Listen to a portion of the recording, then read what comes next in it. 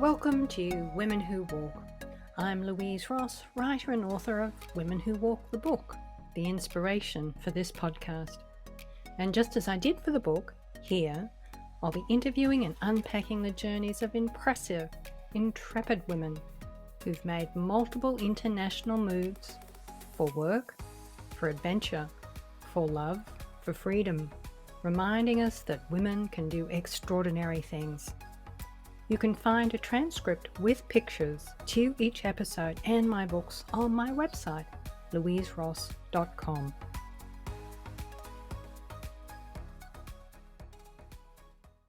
Hello listeners, welcome to episode 23 of Women Who Walk. My guest today is Isabelle Metairon. Parisian-born Isabelle is one of the women I interviewed back in 2018 for my book, Women Who Walk.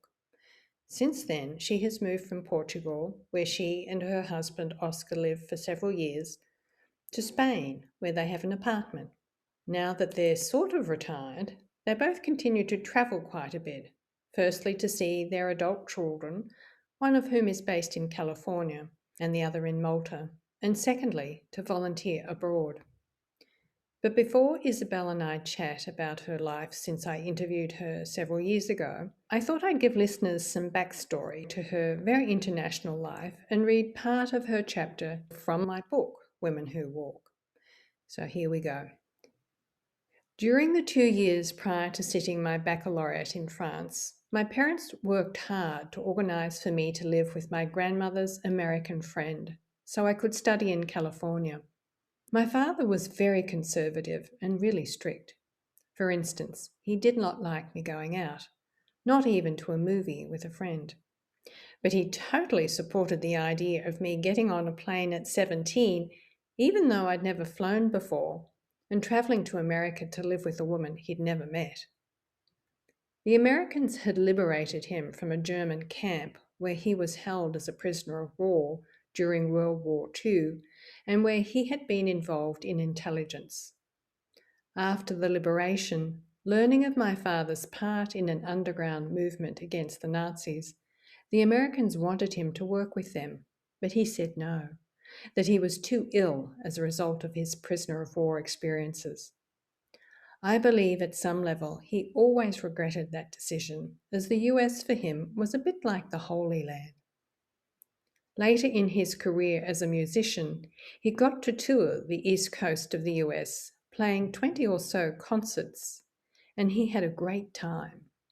And so when it looked like I might have a chance to study there, he absolutely wanted me to go.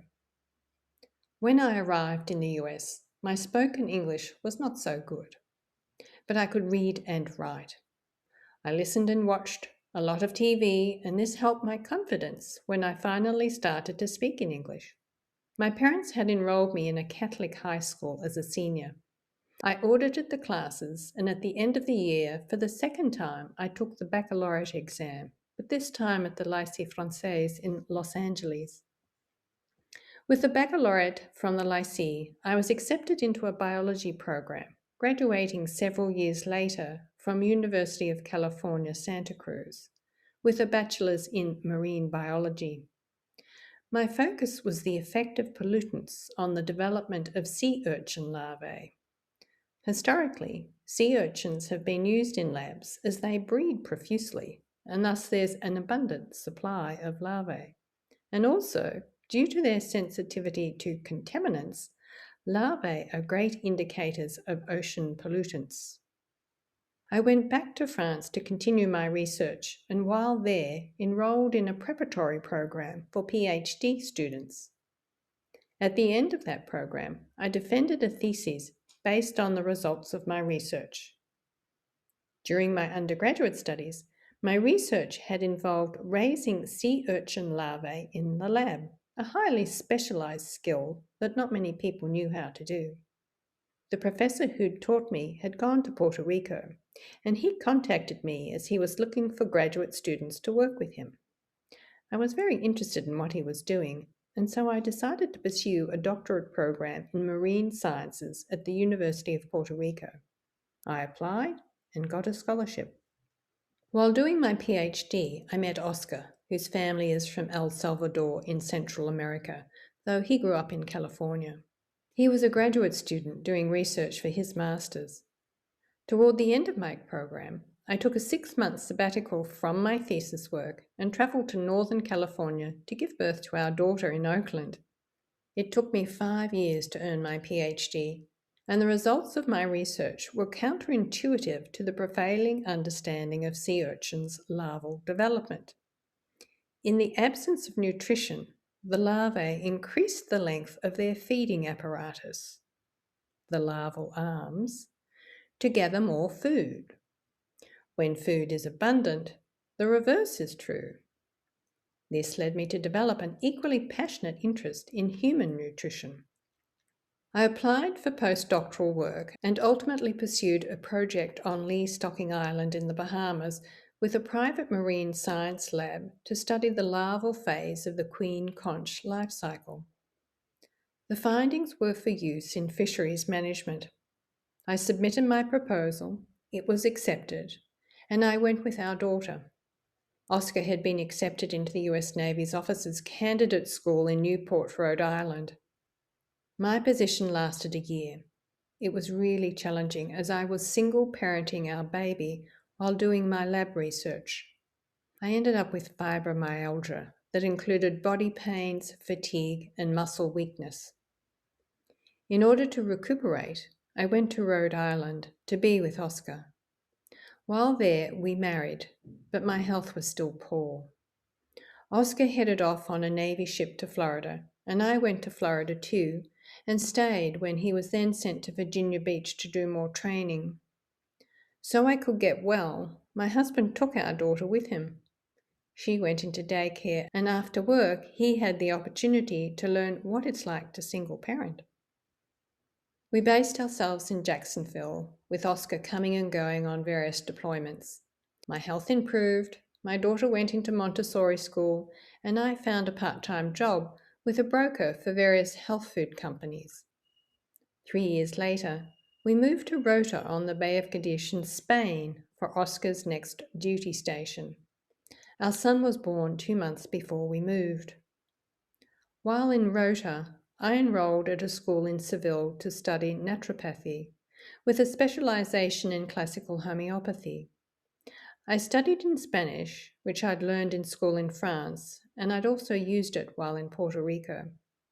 At 35, I was the oldest student at the school. I started practicing as a traditional naturopath in Spain, but that was short-lived as we moved to Monterey, California for my husband's next duty station. Moving, changing schools, a new language, it was hard for the kids. And then 2 years later, Oscar got a job in Stuttgart, Germany. We decided the kids and I would live in Strasbourg, where I had grown up and where my family still lived. The move was hardest for my daughter. At 13, she'd made good friends in California and was really beginning to find her way as a teenager. When we moved to Strasbourg, she was not at all well received by the French teens. We were there 4 years. During the second 2 years, Oscar was deployed on an aircraft carrier out of Jacksonville, Florida. He was going to be at sea for most of those 2 years. I opted to stay in France with the kids so they could stay in the same school for a total of 4 years without another move to another culture and another language. It worked out well as my mother was ill and needed me, and so too did the kids. When the 4 years were up, we moved back to Florida and my daughter entered her senior year of high school. After moving in August to the Mayport Navy Base in Florida, I joined a collaborative wellness practice with other natural health practitioners, consulting on a pro bono basis and offering workshops on nutrition and natural health. Just as my work was really taking off, I got a call from Oscar. It was October. He said, "My next duty is in Chile starting in December." That was too soon to uproot the kids again.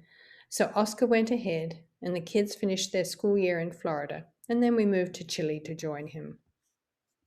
Our daughter graduated from high school and successfully applied to university in Chile. Our son wanted to go back to school in Strasbourg, France, so I organised for him to stay with a host family where he lived for a year. Oscar's job in Chile was only for 2 years, after which he was sent to Miami. While he was in Miami, I was in Jacksonville, and my son came back from France to live with me and go to school. Luckily, I was able to join the same group of natural health practitioners I had started with a few years back. My son graduated secondary school, and we moved back to Chile, where Oscar had been stationed for a second tour of duty. Meanwhile, our daughter had moved to Los Angeles from Argentina, where she had been studying. After that second posting to Chile, my husband was offered a job with the US Embassy in Portugal. We lived from 2013 till August 2016 in Chiado, the neighbourhood right in the centre of Lisbon. And then Oscar retired, though that did not slow him or us down.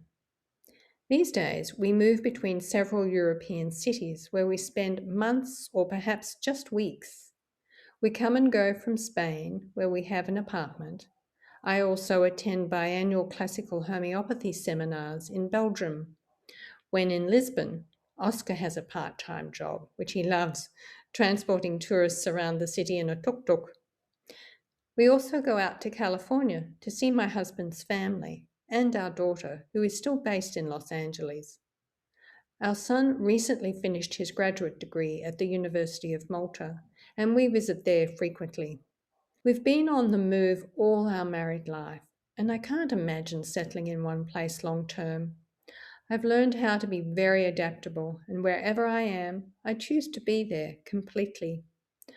I immerse myself, and I'm very present to my life in that place for whatever amount of time I'm there. And now, on to my conversation with Isabelle.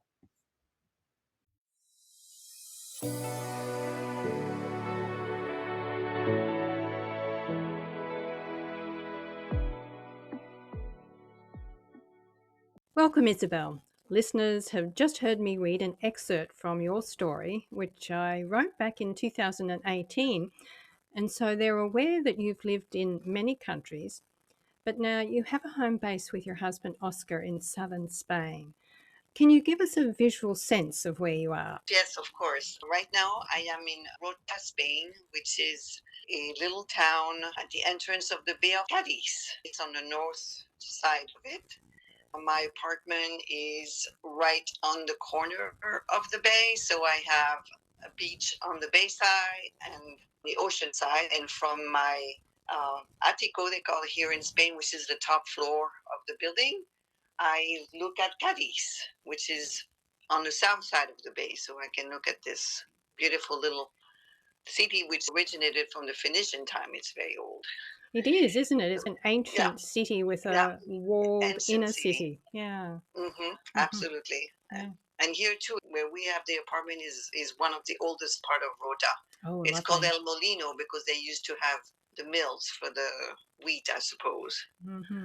Because it's one of the highest point of Rota, which of course is not that much because we're right by the sea.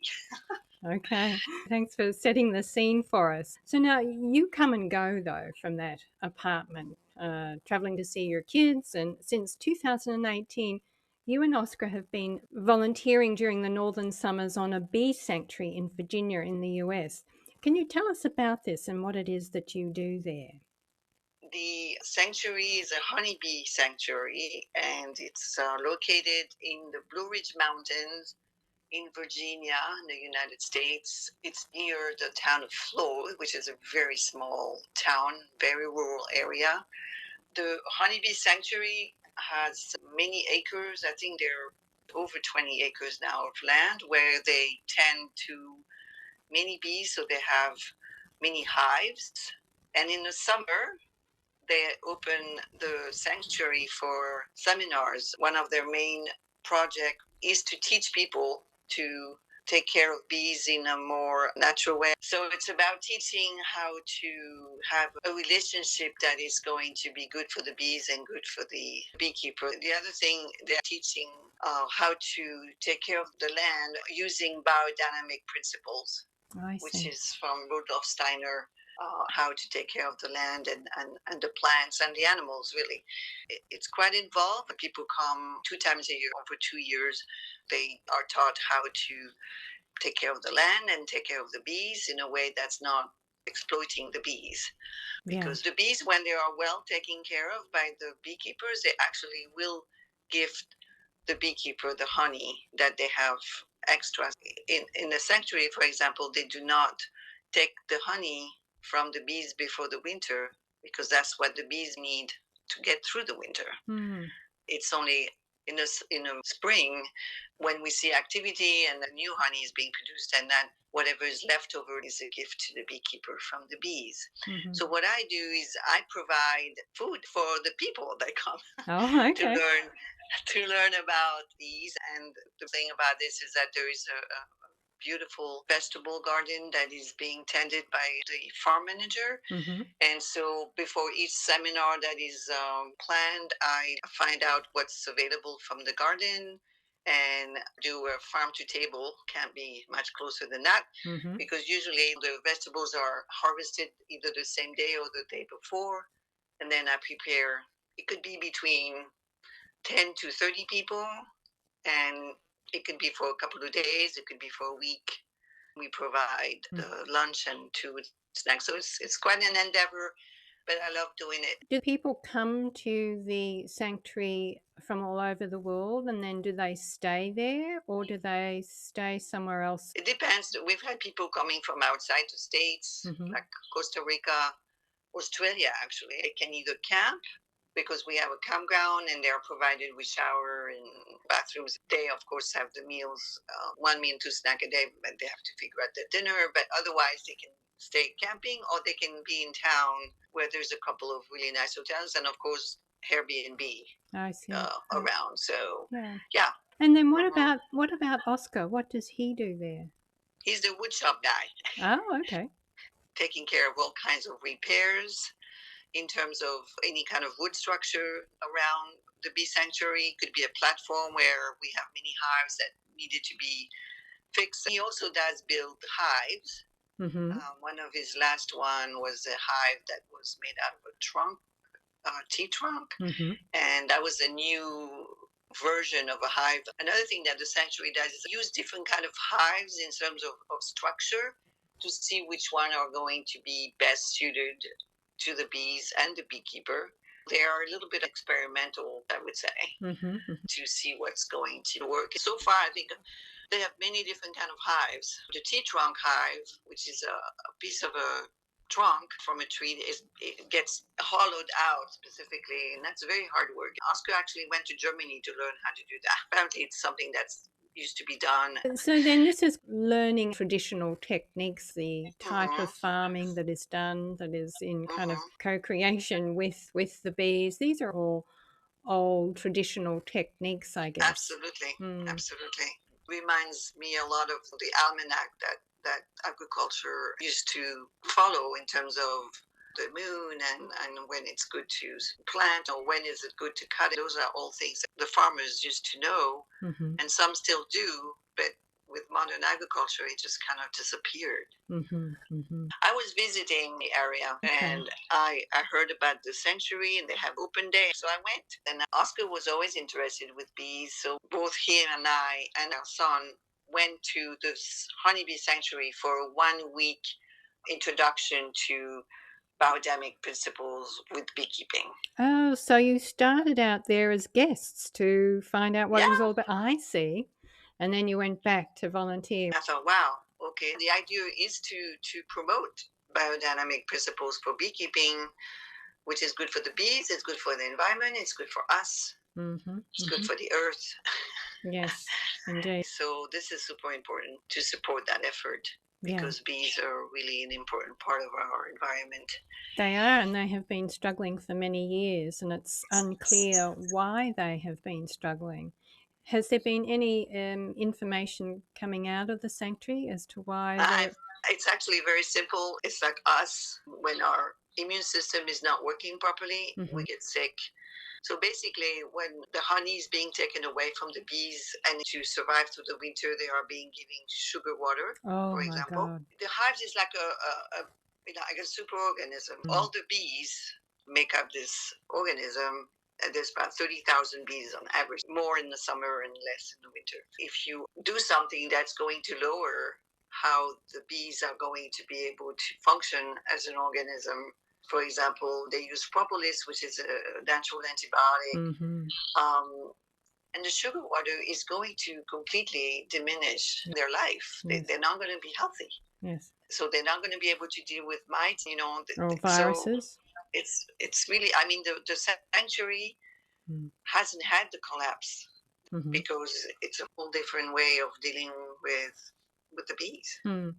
Are there any other sanctuaries like this around the US, or is this one of the few? I don't believe there is, but I remember the beekeeper that came from Costa Rica is establishing one in Costa Rica. And there could be some that I don't know about. So now, last year, in the midst of the pandemic, you went to Tanzania for 3 months, volunteering with a homeopathic clinic. And we actually planned to do this interview while you were there, but your Wi-Fi connection wasn't good enough. And so we thought we'd wait till you were back there this year, but it looks like you won't be going back till next year. That aside, tell us about this project, the group that you were volunteering with, and what your volunteer work involved in Tanzania. I decided to volunteer for this foundation called Homeopathy for Health in Africa. They are based in Moshi, Tanzania, which is at the low plains of the Kilimanjaro. And I went there June, July, August, winter over there. That foundation started 12 years ago, and the founder, Camilla and Jeremy, are both classical homeopaths, wanted to see if they could help with the AIDS epidemic in Africa, especially Tanzania. In those 12 years, they developed work with hospitals where they have homeopathic clinic at the hospitals on a regular basis. And then they also established many what they call outreach clinics, meaning that we go from the main clinic in town in Moshi, but then when they have volunteers like I was, then we get into a car with all the homeopathic remedies, our computers, some hot tea, because we end up going to very cold areas in the mountains. We end up in different areas around, which could be a half an hour drive, it could be more. We are there half a day and we see all the patients that come to the clinic, sometimes 20 some patients, and sometimes it's more. And we also go to the Maasai land, which is further out. That's like a 3 hour. So we spend the night in a place nearby, and we spend 2 days in those areas. There's no medical attention whatsoever. The Maasai, they're mostly nomadic. Some actually stay in one place, and the community organizer will let the Maasai know that we are coming. We speak English. Then the Tanzania speaks Swahili, and then the Maasai speak Maasai. We end up with 2 translators, and then by some kind of miracles, we actually figure it out. What occurs to me is that the Maasai are still living somewhat of a traditional lifestyle.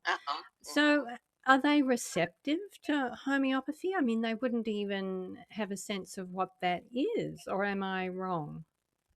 No, but they know if it's going to be working for them or not. They come and they have a cough, and then we give them the remedy. They take it for about a month until the next time we come, because the clinics are about every 6 weeks, and then they're better. That's all they need to know. Okay, I see. Do you get the feedback from local Africans or perhaps Europeans in the area that homeopathy interferes with the traditional or natural remedies that the Maasai use to heal themselves? No. I haven't heard anything like that. Homeopathy would be very hard to interfere with anything because it doesn't go against anything that the person might take. Because it's not the way it operates. The homeopathy actually works well, even when people were taking some very strong medication for antiviral purposes. And the results are just pretty amazing. People that were not able to work, that were bedridden, we actually go see people in their house too. So we have home visits. So I was able to experience all that, and it was really a different world. But there's really a nice cooperation with the hospital. We went to one hospital, which is, I think, a private hospital there. And they were so happy to have us open the clinic. When they don't have enough volunteers with the foundation, they're not able to provide the personnel for the clinics. That's the thing. Mm-hmm. I was kind of on my own most of the time because usually they have at least 2 or 3 volunteers at one time all through the year. But that wasn't the case. Right. So we had a lot of work. I remember the first week I was like, wow, mm-hmm. This is quite a bit of work. But it was very rewarding for sure. Rewarding to the extent that you do want to go back. You're hoping you can go back next year. Absolutely. Yes. Well, good on you, Isabelle. It's wonderful work that you do. And then I understand that you've been continuing to do wonderful work in Rota, that you have been working with victims of human trafficking. Is that right? Well, I'm going to be starting with that association. And unfortunately, Cadiz being a port very close to Africa. That's right. And not only that, apparently the survivors of human trafficking that are coming from the Eastern European country, which is pretty horrible. So I'm going to be starting to work with them. I just and the great thing about this too is that I'm actually cooking also with a local charity here in Rota, and I was talking to the person in charge and asking her if there was enough to go around in terms of food donation for the survivors of the human trafficking. And she said, absolutely, there's always enough to share. Mm-hmm. It doesn't sound like it's going to be farm to table like it is in Virginia. It's going to be cooking for people in serious need who just need basic good food. Right. Yeah, I'm hoping I can actually bring some health attention to them. We'll see. Okay, all right. So then, one of the things that was really clear in the introduction when I read the excerpt from your story is this very peripatetic life that you live and Oscar lives, moving about, traveling, working abroad, and your daughter's in California and your son is in Malta, and you visit them regularly, and to Belgium twice a year to see your homeopathic mentor and teacher. And then sometimes you come back here to Lisbon for a period. I mean, this is the definition of a very independent and international family, because I know both the kids travel quite a bit too. How do you make it all work so that you don't feel fractured and isolated from one another? You have such great questions. Good. I'm glad you're finding them stimulating. They are. No, I mean, really, and Oscar was in the U.S. Navy. Mm-hmm. When he first started to be deployed, there was no internet in those days. There was maybe one phone call within 4 months when they would get in the port. Otherwise, we had letters. So when the internet came about, and then now we have all kinds of things that are useful, WhatsApp. Which we're using right now. We're using right now. It's a fantastic platform to keep in touch. Yeah, exactly. As a family, when we're not in the same geographic place, mm-hmm. we are in touch with each other very regularly, sometimes even daily. But it could only be saying hello, or we have a little group, just the 4 of us, and we send things or we say hello. So can I just clarify that, Isabelle? Yeah. So you have a family WhatsApp group. The 4 of you are on yes. Oh, I see. What a great idea. Yeah. Oh, yeah. So we're always in touch. When Oscar and I are not in the same place, we are in touch daily. Sometimes mundane thing, but just to just say hello and good night kind of a thing. And then we have family chat so that we actually plan to, the 4 of us talk, usually on a weekly basis.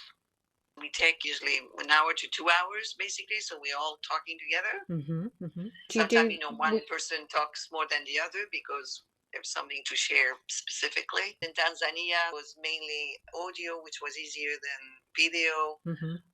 Sometimes our daughter wants to see us. Depends on what's going on. When it's one of our birthday, it's kind of fun. I mean, they come up with this whole thing about, okay, we're going to call and we're going to Zoom and say happy birthday. It's like we're on the side of the road in the car. Yes. That's where we are. And then we have, and so we make it work. I have to say. You do. Yeah. And this is what people were learning during the pandemic. They were learning how to stay Mm, connected. But I'm going to guess you've been doing this for years to stay yeah. connected. Yeah. Yeah. Mm. Yeah. Mm. And we Wonderful. do plan family vacation for Oh, I sure. see. Okay.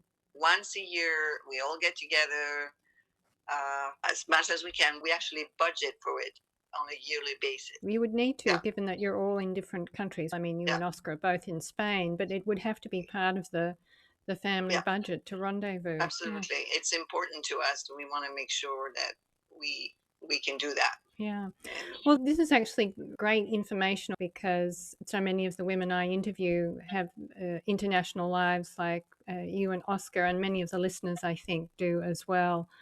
And it's a lifestyle that warrants a particular budget and a level of planning to ensure that you do stay connected, that you do meet up, that you do get together, so that the family isn't isolated from one another.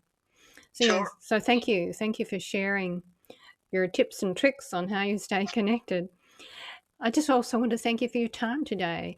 And of course, this is the point at which I say if listeners would like to find out more about first of all, the bee sanctuary in Virginia or the homeopathic clinic in Tanzania, where can they find that information online if they'd like to look up and read more about these projects? Both have websites and also a Facebook presence. So, for example, the honeybee sanctuary is backnardfarm.org. I'll put this in the Yeah, transcript to the sure. episode with a link. And they're also on Facebook. And then the homeopathy for health in Africa. It's the whole thing, homeopathy for health in Africa.org. It's also a .org. Okay, great. So I will put that into the transcript with some links. And I think I'm going to look both of them up too. Yeah, I encourage everybody to take a look. Both organizations do amazing work. It sounds like it. It really does. Yeah. So thank you. Thank you for sharing. Okay. Yeah. You're welcome, Louise. Thank you. Thank you for listening today. And so you don't miss future episodes with more impressive, intrepid women, do subscribe on your favorite podcast provider or on my YouTube channel, Women Who Walk Podcast. And if you enjoyed this episode, please rate and review Women Who Walk on either Apple or Podchaser. I've linked to them both in the transcript of this episode on my website, louiseross.com.